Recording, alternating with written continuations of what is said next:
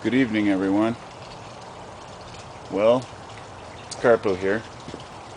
You're looking at the moon. Not a very good picture, I'm sure, but it's the only thing I can focus on outdoors right here. I'm going to make this video to revisit an idea that I haven't talked about in a while, but it's one of my top philosophies as far as what's helped me to understand who's telling me what's real or who's telling me this relative truth. I've long since stopped debating people about this idea of whether or not truth is a subjective or an objective thing, or which truths can be known by who, or how we can prove to one another that things are true. Some of the simplest philosophies, like the one that no one can ever prove that God exists and no one can ever disprove God, really sums up the idea of many of the discussions and arguments that we see. That you can't prove or disprove something if people aren't willing to listen to the evidence. And even if they are willing to listen, often they will just cast it aside, find a relatively irrelevant argument, and maybe make some ad hominem attacks or turn it into something it's not. It's not worth the time. There are some truths that I can say that, or rather, there are some people that I can say that I would take their truth over another, and that's really what I wanted to cover. When you have a dozen people telling you a dozen different things, which we do, in fact, if you were to pose the question of what is the purpose of life, and what are we supposed to be doing, you'd have thousands of answers, you'd have millions of answers, but let's say you broke it down into the categories of just theology, religions, spirituality, and I set apart theology and religion now for those who, religion is fine. I have no problem with religion. It's theology that's the issue. Because religion is a system of operation, something that you believe that helps you and assists you. So we have all these different approaches to it. Some are very tolerant, some are intolerant. What we have to do is say, okay, the information can never be proven, one way or another. Nobody's going to be able to completely convince somebody if the other person's not willing to listen. And often, a person who really has a truth chooses not to even share it because people won't listen. And this is kind of what I'm getting at here. The people who are unsure are often the ones who speak the loudest when they argue for certain things, when they have certain dogmas or ideas that they hold to be the ultimate or the best. And I'm not just talking about religion, this is politics, various philosophies and ideas, people holding knowledge over each other's heads, all this nonsense. There are only a few things we can really do to know if a person is for real, and it goes back to the old Aristotelian philosophy. Aristotle had this idea of ethos, pathos, and logos. And to break it down, basically, it's the credibility of the person, the information they're conveying, and the persuasive techniques which they're using to convey it. And those three things combined are what get a person to believe another person's story is true or their ideas are true.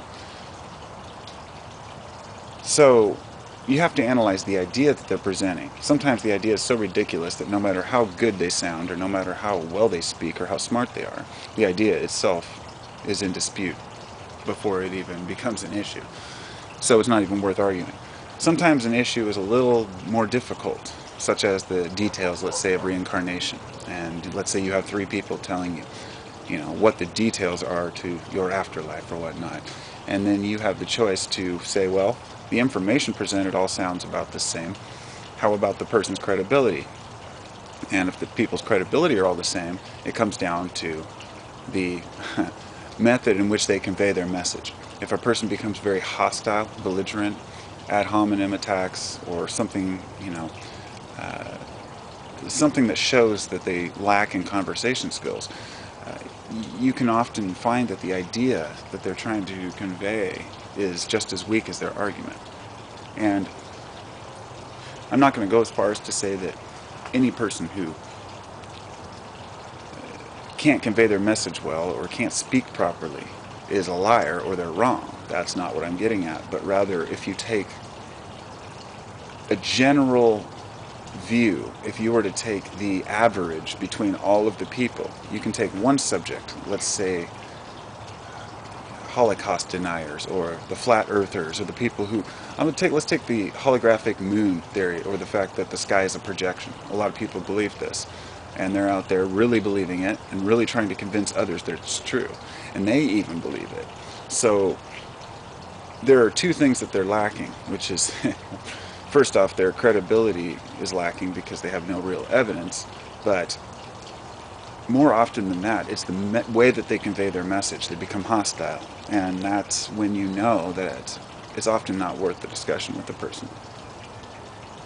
So I guess all I'm really trying to say in a nutshell is that you and I, all of us, we're all trying to figure this out together, and it's really easy to get sucked into what people are telling you and what we think is true. I try to keep it neutral because I'm not sure, and every day I'm changing my idea of what's important. You know, I'll give you an example.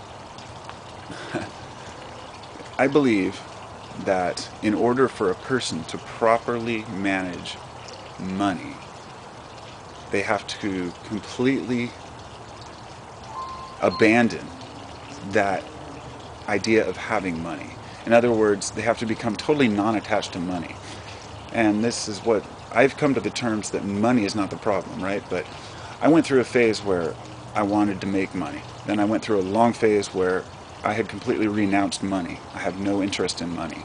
And that interest is so low in money that the only reason I want to make it is because I know I have obligations and because I could manage it better. Because I'm not after material goods or desires. The money itself I have no interest in. Therefore, I would be a custodian of that money. So I've learned that through not having it. And so it makes the idea in my heart so much stronger that I would be better suited, I guess, as a candidate. I'm trying to figure out how I want to relate that, but it was, it was supposed to relate to the video, but basically it's like this.